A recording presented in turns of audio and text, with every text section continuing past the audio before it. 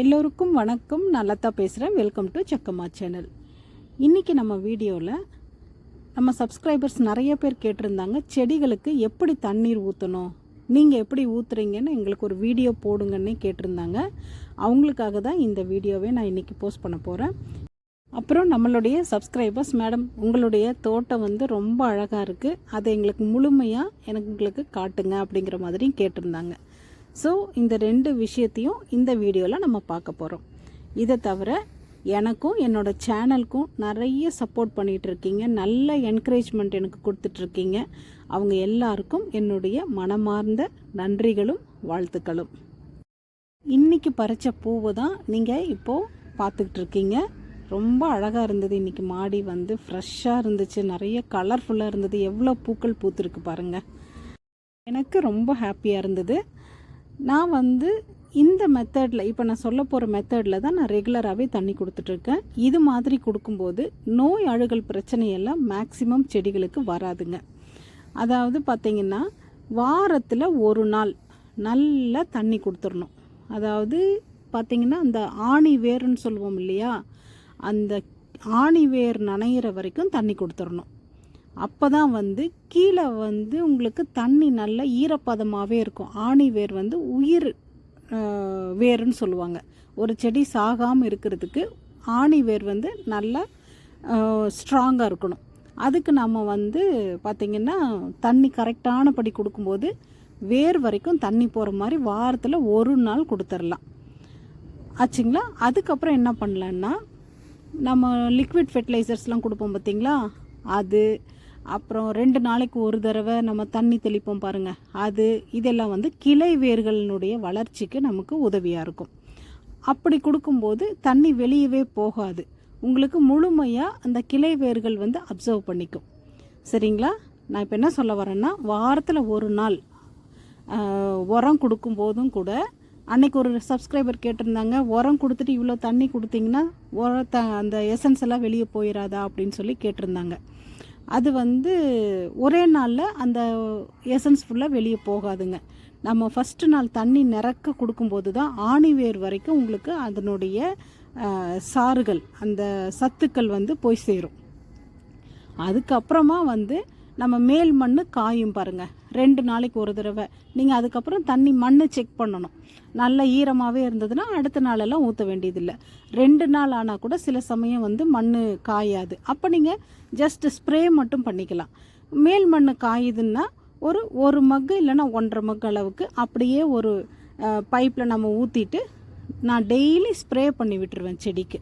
அப்போ தான் பார்த்திங்கன்னா ஃப்ரெஷ்ஷாக இருக்கும் பார்க்குறதுக்கு. மழை பெஞ்ச ஒரு ஃபீலிங் அந்த செடிகளுக்கு கிடைக்கும். அதனால் நல்லா ஸ்ப்ரே பண்ணி விடுங்க. இந்த பூச்சி தொந்தரவெல்லாம் இருக்கும்போது கூட ஸ்பீடாக ஸ்ப்ரே பண்ணும்போது மேக்ஸிமம் பூச்சி தொந்தரவெல்லாம் நமக்கு அதுலேயே கூட காணாமல் போகிறதுக்கு ஒரு வாய்ப்பு இருக்குது. ஃபஸ்ட்டு நம்ம ஸ்டெப் இந்த மாதிரி தான் நம்ம ட்ரை பண்ணணும். நல்லா ஃபோர்ஸாக நம்ம தண்ணி அடிக்கும்போது அந்த பூச்சிகள்லாம் நம்ம அப்படியே கையில் அப்படியே நசுக்கி அப்படியே கழுவி விட்ட மாதிரி பண்ணும்போது எல்லாம் போயிடும். அதுக்கு மேற்பட்டு உங்களுக்கு இருக்கும்போது தான் நம்ம ஸ்ப்ரே, நம்ம மருந்துகள் அளிக்கிறது அந்த மாதிரிலாம் நம்ம பண்ணலாம். வாரத்தில் ஒரு நாள் நல்லா தண்ணி விட்டுட்டு மேல் மண் காய காய 1 மக்கோ 2 மக்கோ ஒரு நாள் விட்டு ஒரு நாள் கூட ஊற்றலாம். இது இந்த கிளைமேட்டை பொறுத்துங்க. இப்போ சம்மர்லலாம் பார்த்திங்கன்னா காலையில் சாயந்தரம் 2 நேரம் கூட நமக்கு தண்ணி விடுற மாதிரி சூழ்நிலை வரும். இதுக்கெல்லாம் நம்ம ஒரு ரூல் மாதிரிலாம் வச்சு நம்ம பண்ண முடியாது. நம்ம ஜஸ்ட் அப்படியே மண் செக் பண்ணி பார்த்துட்டு அது நல்லா காஞ்சிருக்கிறத பொறுத்து நமக்கு எவ்வளோ தண்ணி ஊற்றணுமோ அது மாதிரி ஊற்றிக்கணும். ஆனால் வாரத்தில் ஒரு நாள் மட்டும் நல்லா தண்ணி கொடுத்துட்டோம்னாக்க வேர் வரைக்கும் நமக்கு தண்ணி போயிடும். அப்புறம் மேலே நீங்கள் ஸ்ப்ரே பண்ணி நீங்கள் செடிகளுக்கு தண்ணி ஊற்றிக்கிட்டே இருக்கலாம். இப்போ பாருங்கள், இப்போ இந்த பாருங்கள் தொட்டி பார்த்த உடனே அந்த களை செடிகள் தான் எனக்கு அதை ரிமூவ் பண்ணணும்னு தோணுது. இது மாதிரி எல்லாம் நீங்கள் பண்ணணும். பண்ணிங்கன்னா தான் நம்ம போடுற ஃபெர்டிலைசர்ஸ் எல்லாம் மற்ற செடிகளுக்கு போகாது. இந்த மண் பாருங்கள் எப்படி காஞ்சிருக்கு பாருங்கள். இது ஒரு அரை அடிக்கு நோண்டினதுக்கப்புறம் பார்த்திங்கன்னா கொஞ்சம் ஈரப்பதமாக இருக்கும். ஸோ அந்த ஆணிவேருக்கு உள்ள தேவையான ஈரப்பதம் கிடச்சிக்கிட்டு தான் இருக்கும். இப்போ மேல் மண் தான் காஞ்சிருக்கு பாருங்கள், நல்லா லூஸாக பருன்னு இருக்குது பார்த்திங்களா. இப்போ நம்ம என்ன பண்ணணும், ஜஸ்ட் அப்படியே ஒரு 2 மக்கு மட்டும் நம்ம தண்ணி ஊற்றிக்கலாம். ஊற்றிட்டு கடைசி அப்படியே அழகாக ஸ்ப்ரே பண்ணி விட்டிங்கன்னா சூப்பராக நமக்கு செடி பொழைச்சிக்கும். நல்லா சர்வை பண்ணணுன்னு வச்சுக்கோங்களேன். அதாவது செடி இலைகள்லாம் வாடின மாதிரி, தொங்கி போன மாதிரி, பூக்களெல்லாம் அப்படியே சோர்ந்த மாதிரிலாம் இருக்காது. எப்போ பார்த்தாலையுமே செடி வந்து ஃப்ரெஷ்ஷாகவே இருக்கும். நான் இந்த மெத்தடு தான் யூஸ் பண்ணுறேன். டெய்லி நம்ம சொதன்னு தண்ணியும் ஊற்றக்கூடாது. அப்படி ஊற்றுனா தான் வேரழுகல் நோயெல்லாம் கண்டிப்பாக வரும். இங்கே பாருங்கள், மண்புழுலாம் இருக்குது பாருங்கள். நிறைய மண்புழு இருக்கும் நம்மளுடைய தொட்டிகளில். ஸோ டெய்லி நம்ம நிறைய தண்ணி ஊற்றினோம்னாலையுமே அப்போ தான் வந்து உங்களுக்கு அந்த சத்துக்கள் எல்லாம் வெளியே போகும். ஃபஸ்ட்டு டே மட்டும் நம்ம நிறைய ஊற்றும்போது ஆணிவேருக்குள்ள சத்து கிடச்சிக்கும். அதுக்கப்புறம் நம்ம ஊற்றுற ஃபெர்டிலைசர்ஸ் தண்ணி அது எல்லாமே வந்து கிளை வேர்கள் முழுமையாக எடுத்துக்கிறதுனால செடிக்கு தேவையான சத்துக்கள் எல்லாமே ஃபுல்லாக 100% கிடைக்குங்க. பாருங்கள், இப்போ இதுக்கு வந்து நான் ஒரு 2 மக்கு 2.5 மக்கு நான் தண்ணி ஊற்றிருக்கேன். இதே போல் தான் இந்த செடியும் பாருங்கள் எப்படி காஞ்சிருக்கு பாருங்கள். இது வந்து ஆக்சுவலாக ஒரு சக்கர்னு சொல்லுவாங்க. சக்கர்னா சில என்ன சொல்கிறதுங்க, தளைஞ்சு வர்றது கிளைகள் வந்து பார்த்திங்கன்னா செம்மையாக தலை நல்லா ஃபாஸ்ட்டாக வளரும். அது வந்து அந்த சத்துக்கள் ஃபுல்லாக அது உறிஞ்சிக்கும். இந்த மாதிரி இருக்கிறத நம்ம வந்து உடச்சி போட்டுறணும். சரிங்களா? இது நீங்கள் கொஞ்சம் பார்த்துக்கணும். நீங்கள் துளிருன்னு நினச்சி விட்டுட்டிங்கனாக்கா கண்டிப்பாக அதில் பூவும் பூக்காது, ஒன்றுமே வராது. அதனால் அதை உடச்சி விட்டுறணும்.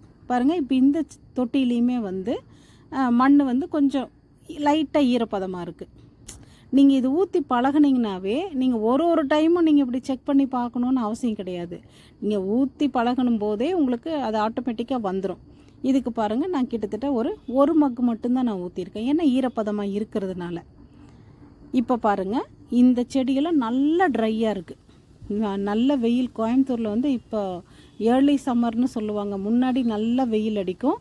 ஏப்ரல் கடைசி மே மாதமெல்லாம் கொஞ்சம் நல்லாயிருக்கும் கிளைமேட்டு. அதனால் நான் வந்து மார்னிங்கும் தண்ணி ஊற்றுறேன், ஈவினிங்கும் ஸ்ப்ரே பண்ணி விடுறேன். இப்போ பாருங்கள், இந்த மண்ணெல்லாம் நல்லா காஞ்சிருக்கு. பாருங்கள், நான் எவ்வளோ தண்ணி விடுறேன் பாருங்கள். அப்படியே டியூப்பில் அப்படியே பிடிச்சிட்டு அதுக்கப்புறம் மேலே அப்படியே ஸ்ப்ரே பண்ணி விட்டுருவேன் பாருங்கள். அப்படி பண்ணும்போது செடிகளும் நல்லா ஆரோக்கியமாக வளரும். நமக்கு பார்க்குறதுக்கு ஒரு ப்ளசண்ட்டாக இருக்குங்க. பாருங்கள், இந்த மாதிரி தான் லைனாக அதனுடைய ஈரப்பதம் பொறுத்து நம்ம விட்டுட்டு வந்துகிட்டே இருக்கலாம். இந்த செடியில் நல்லாவே ட்ரையாக இருக்குது. பாருங்கள் எப்படி ட்ரையாக இருக்குது பாருங்கள் மண். ஆனால் பளபளன்னு தான் இருக்கும். நம்மளுடைய மண் வந்து ஹார்டாக இருக்காது. ஏன்னா நம்ம மண் கலவையில் நம்ம அந்த அளவுக்கு நம்ம பொருட்கள் கரெக்டானபடி சேர்த்து நம்ம மண் கலவை செய்கிறோம். நிறைய நுண்ணுயிரிகள் பெருக்கம் வர்ற மாதிரி லிக்விட் ஃபெர்டிலைசர்ஸ் கொடுக்குறோம். அதனால் இந்த மாதிரி பதத்தில் நமக்கு மண் ரீட்டைன் ஆகுது.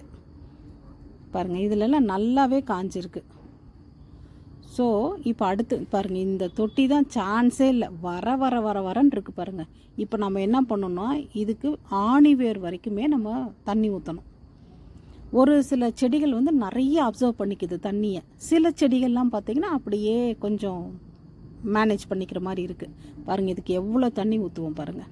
இந்த மாதிரி நீங்கள் உங்களுடைய தொட்டிகளுடைய அந்த ஈரப்பதத்தை பொறுத்து நீங்கள் தண்ணி ஊற்றணும். அவ்வளோதான் நான் சொல்ல வரேன்.